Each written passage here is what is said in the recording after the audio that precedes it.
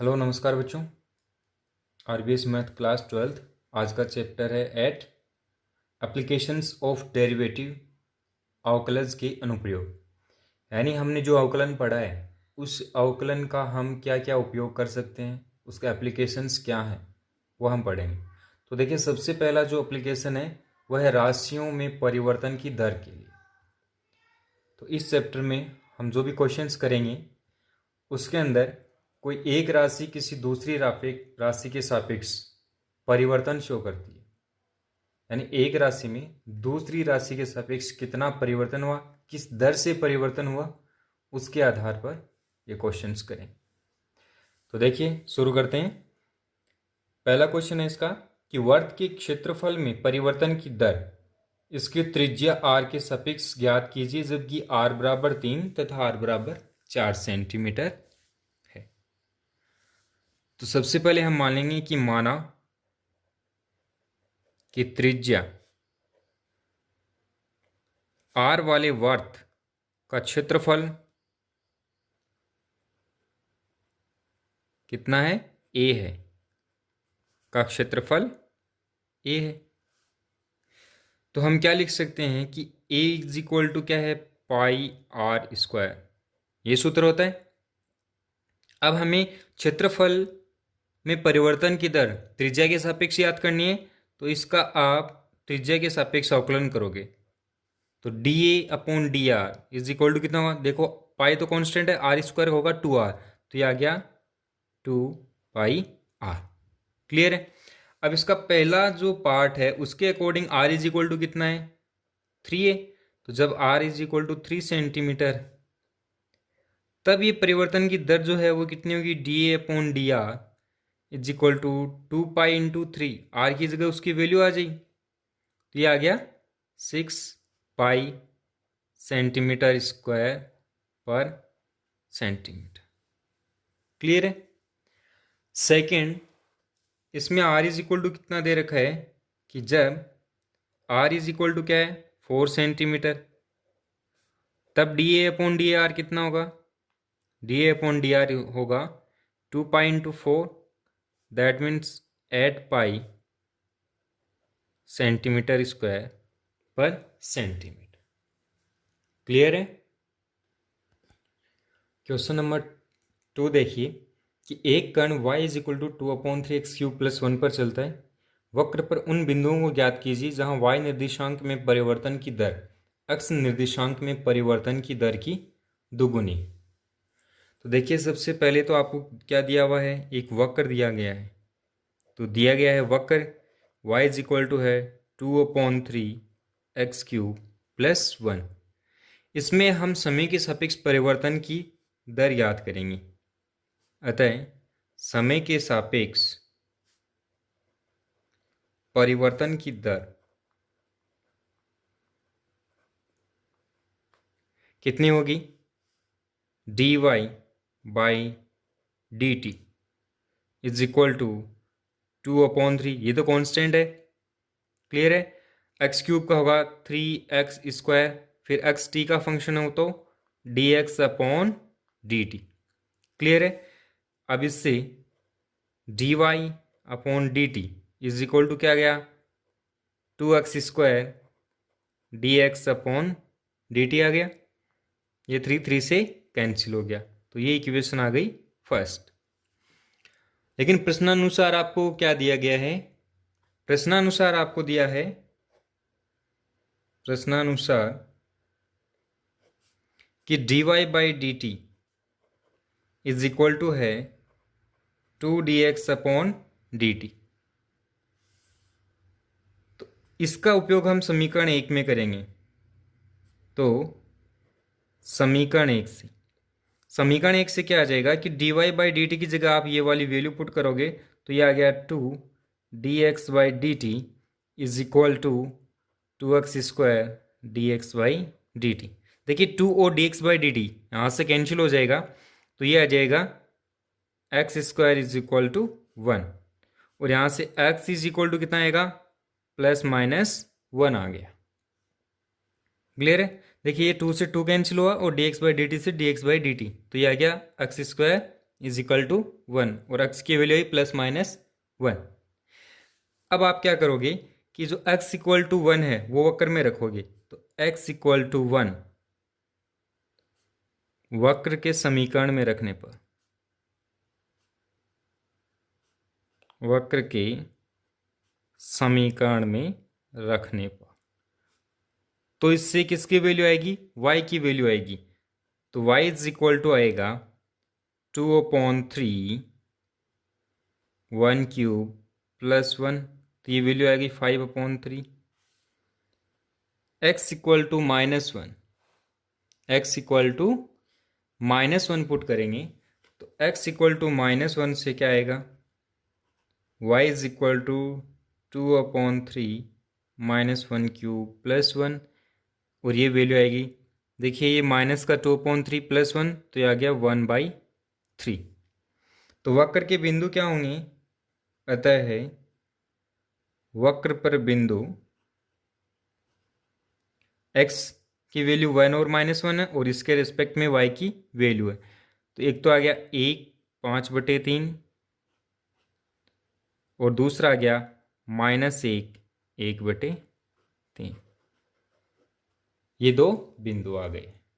ठीक है, next question देखिए कि एक 13 मीटर लंबी सीढ़ी दीवार के सहारे झुकी हुई है। सीढ़ी के पाद को 1.5 मीटर पर सेकंड की दर से जमीन के सहारे दीवार से दूर खींचा जाता है। सीढ़ी तथा जमीन के मध्य का कोण किस दर से परिवर्तित हो रहा है जबकि सीढ़ी का पाद दीवार से 12 मीटर दूर हो। तो देखिए यहाँ पे कोण के परिवर्तन की दर ज्ञात करनी है। तो सबसे पहले मानेंगे कि माना कि दीवार के साथ सीढ़ी द्वारा बनाया गया कोण, दीवार के साथ सीढ़ी द्वारा बनाया गया कोण कितना है, थीटा है। ठीक है, फिर जो सीढ़ी लिए अपने, ये डायग्राम बन जाएगा। सीढ़ी इसके अंदर है एसी, वो है 13 मीटर। इस त्रिभुज के अंदर हम पाइथागोरस प्रमेय लगाएंगे और उससे क्या आएगा, AB² is equal to AC² minus BC²। ठीक, यहां से AB इक्वल टू में निकालना है, तो AB² इज इक्वल टू, देखिए AC की वैल्यू कितनी है, 13 है, 13 है, माइनस BC की वैल्यू कितनी है, BC की वैल्यू 12 है। क्लियर है, BC की वैल्यू क्या है, 12, उसका स्क्वायर, ये आएगा 169 माइनस 144, तो ये आ गया 25। यहां से AB की वैल्यू कितनी आएगी, दोनों साइड अंडर रूट करेंगे तो ये आ गया 5 मीटर। अब आपको दिया हुआ क्या है, क्या दिया आपको, परिवर्तन की दर दी है ना, dx/dt, dx/dt। अगर इसको अक्स मान लें तो dx/dt दी है आपको 1.5 मीटर पर सेकेंड। ठीक है, तो इसमें हम क्या करेंगे कि ये जो त्रिभुज है, त्रिभुज ABC, इसमें आप देखिए कि कोस थीटा इक्वल टू कितना आ रहा है, BC/AC, या फिर कहीं कि BC इक्वल टू है AC cos theta. BC equal to क्या है, AC cos theta.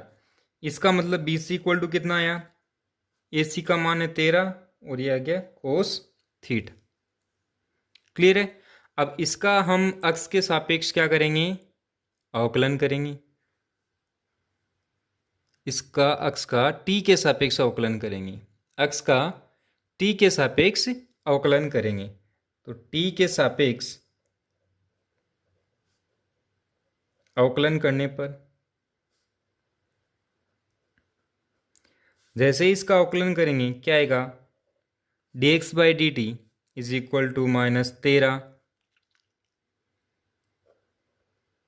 Sign theta D theta upon D T, क्योंकि बी सी को अपन ने क्या लिया है, एक्स लिया है, बी सी को क्या ले लिया, एक्स।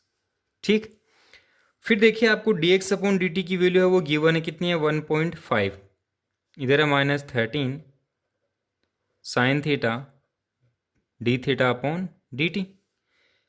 यहाँ से आप D theta upon D T की वैल्यू फाइंड करोगे तो यह आएगा D theta upon D T is equal to -1.5 upon 13 sine theta. Clear है, यह आएगा -1.5 अपॉन 13 इंटू, इस ट्राइंगल की हेल्प से आप साइन थीटा की वैल्यू निकालोगे तो आएगा 5 अपॉन 13। क्लियर है, 13 से 13 कैंसिल होगा और ये वैल्यू कितनी है कि 5 से 1.5 डिवाइड होगा तो ये -0.3। और देखिए ये है रेडियन में, एंगल किस में, रेडियन पर सेकेंड इसका मान आ जाएगा। क्लियर है, तो हम क्या लिख सकते हैं कि अतः सीढ़ी और जमीन के मध्य कोण -0.3 रेडियन पर सेकेंड से घट रहा है,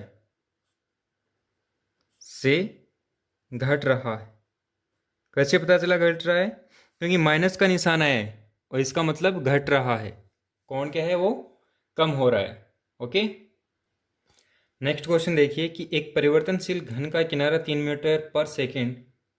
सेंटीमीटर पर सेकंड की दर से बढ़ रहा है, घन का आयतन किस दर से बढ़ रहा है जबकि किनारा 10 सेंटीमीटर लंबा है।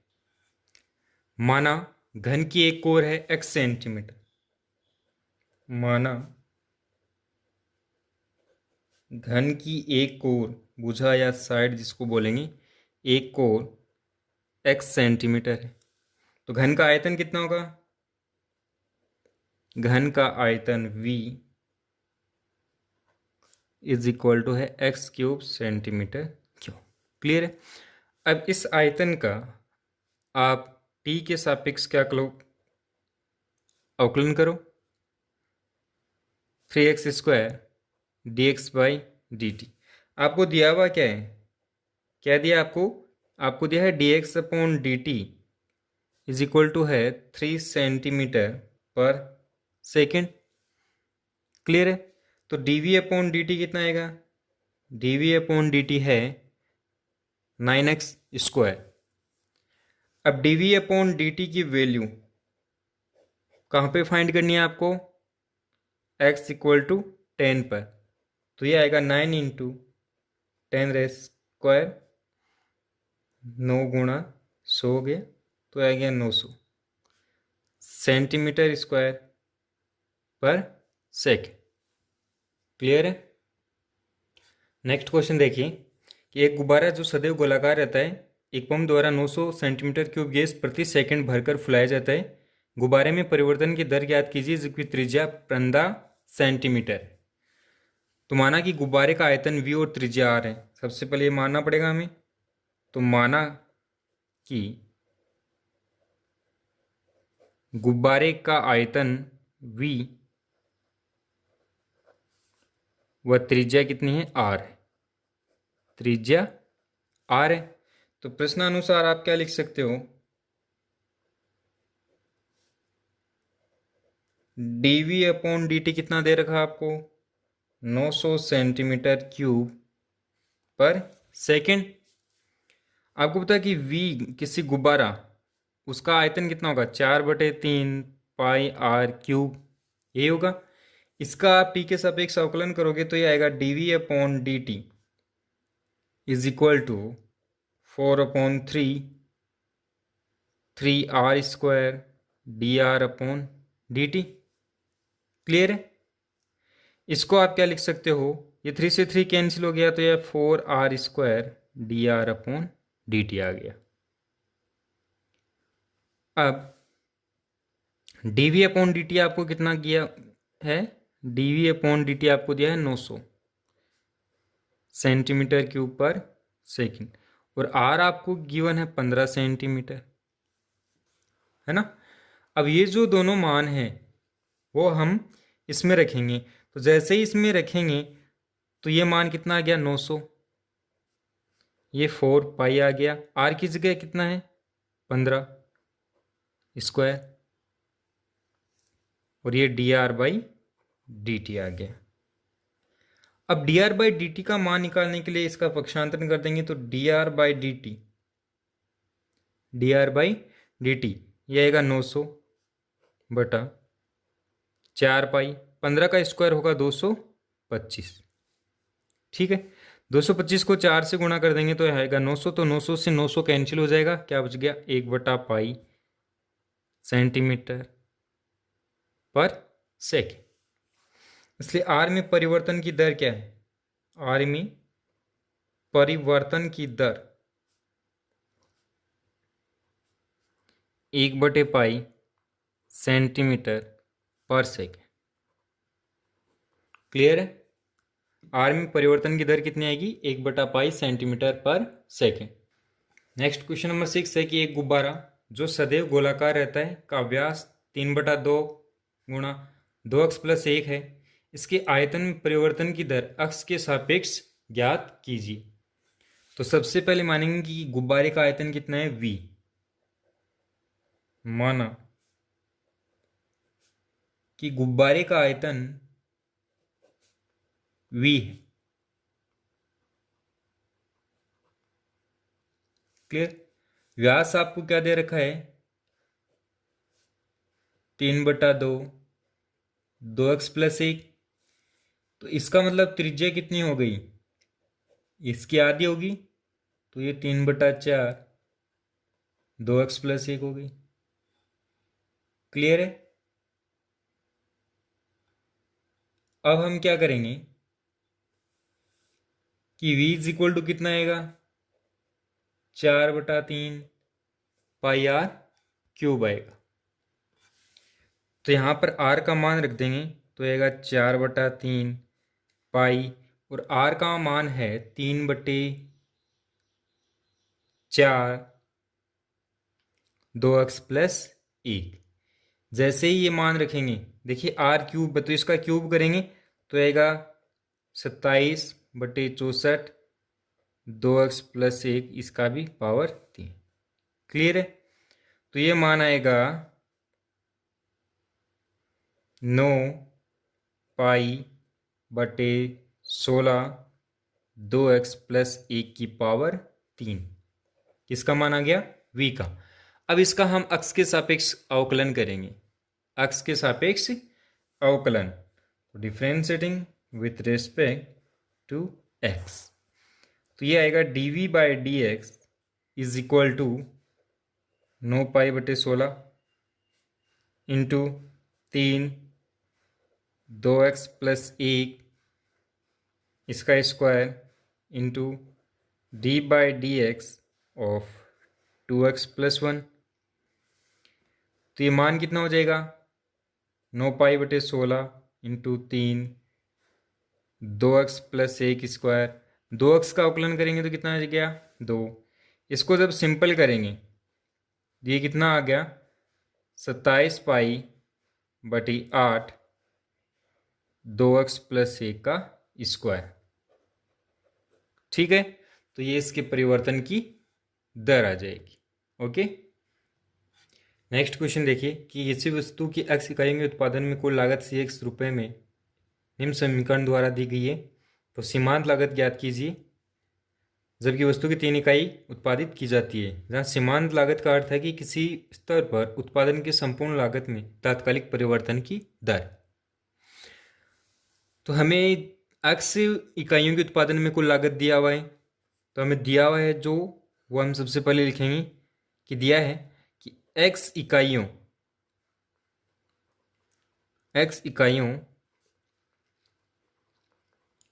के उत्पादन में कुल लागत CX,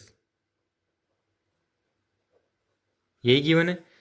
CX के लिए समीकरण आपको दी हुई है 0.0 0.005 x cube minus 0.02 x square plus 30x plus 5000। Clear है? इसलिए आपको पता है कि सीमांत लागत उत्पादन की किसी स्तर पर अक्ष इकाइयों के सापेक्ष संपूर्ण लागत के परिवर्तन की दर है।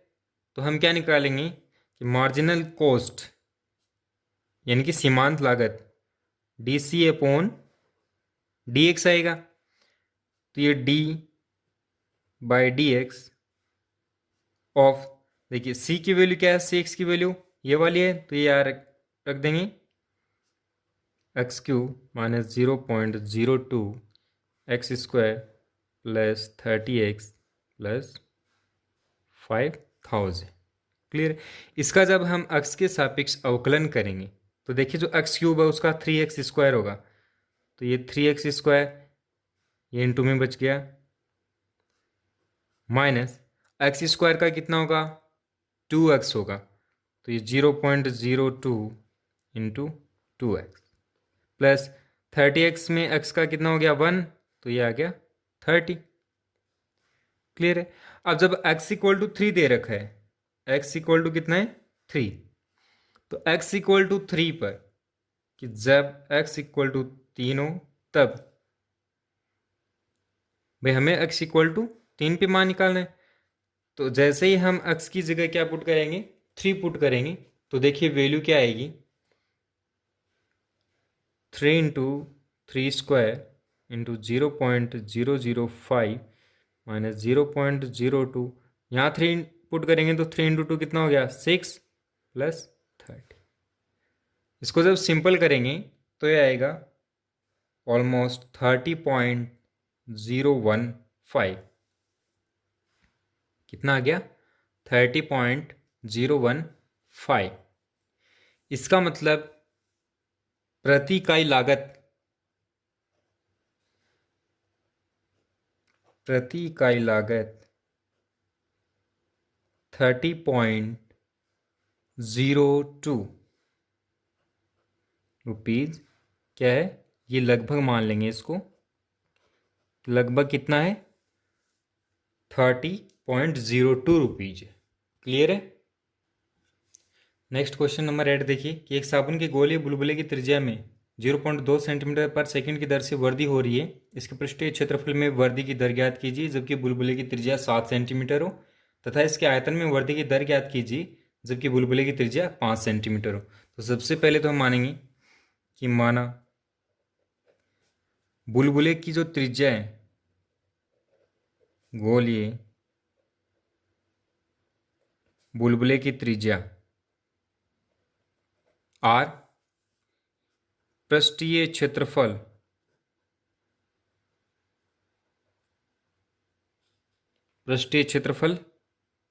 s तथा आयतन v है।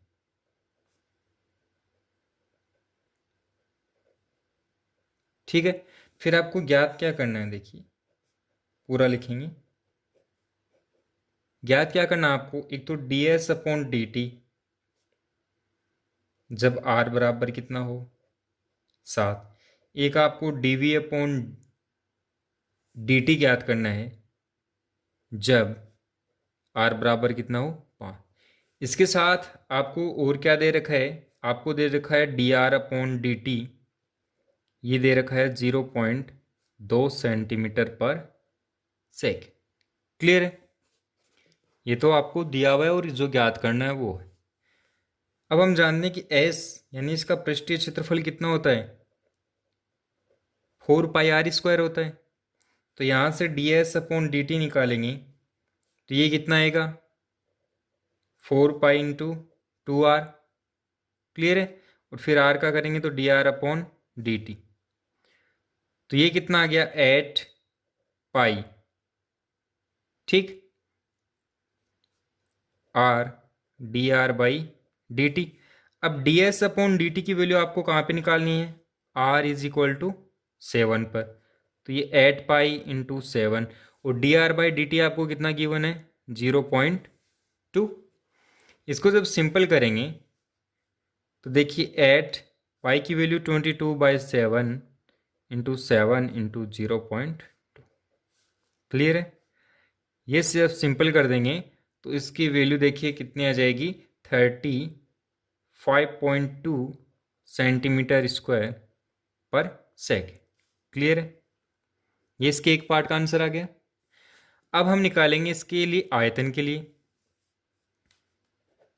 आपको पता है कि इसका आयतन कितना होता है, 4/3 पाई आर क्यूब। अब D we upon D T निकालेंगे तो D we upon D T कितना आएगा, 4/3 pi 3r² D are by D T. तो ये हो गया 4πr² D R upon D T. अब आप D we upon D T की वैल्यू निकालोगे कहाँ पे, r = 5 पर, तो आएगा 4 पाई इंटू आर की वैल्यू आ गई 5, D R upon D T की वैल्यू है 0.2, तो ये आ गया 4 पाई। ये 5 का स्क्वायर कितना आएगा, 25। क्लियर है? 25 इंटू 4 कितना होगा, 100। तो 100 इंटू 2 200 इंटू 0.2, तो ये आ गया 20 पाई। 20 पाई सेंटीमीटर क्यूब पर सेकेंड। क्लियर है?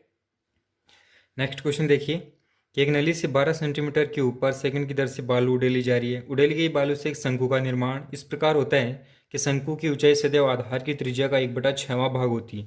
तो बालू के शंकु की ऊंचाई में किस गति से वृद्धि हो रही है जबकि ऊंचाई 4 सेंटीमीटर है। माना कि बालू के शंकु का आयतन कितना है, v, ऊंचाई h है और त्रिज्या कितनी है, r।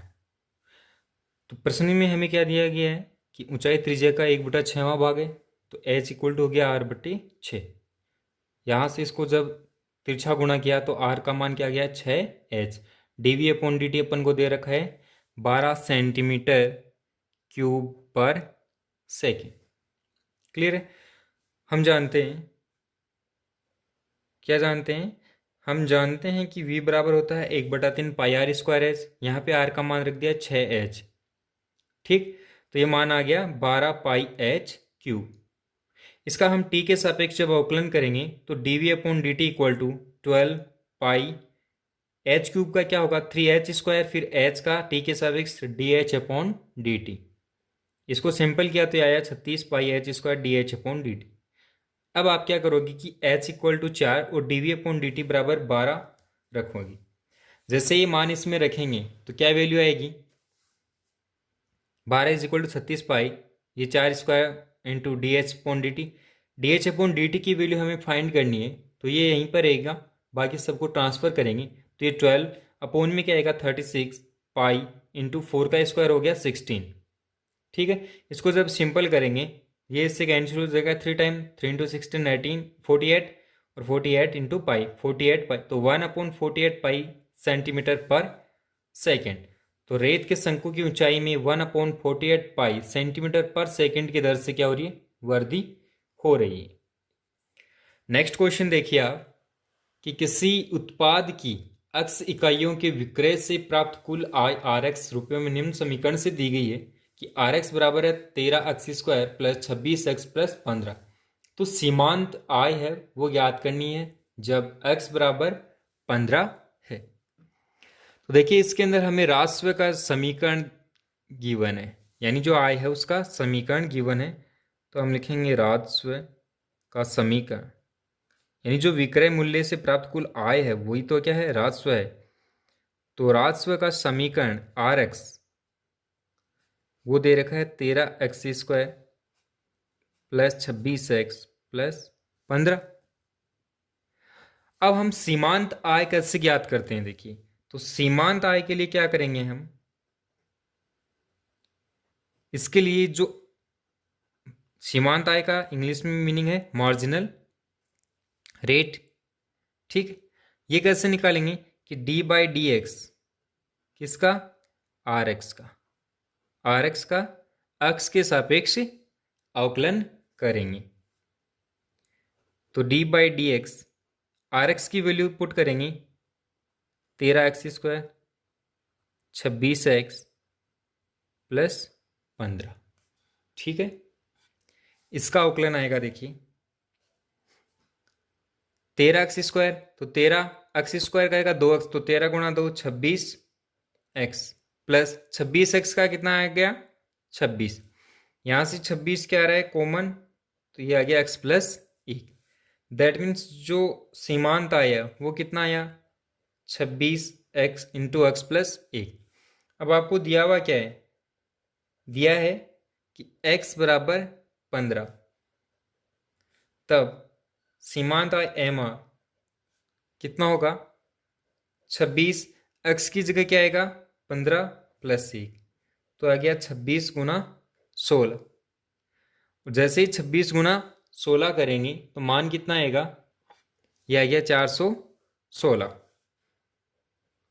416 रुपये। ठीक है, ओके, थैंक्स फॉर वॉचिंग।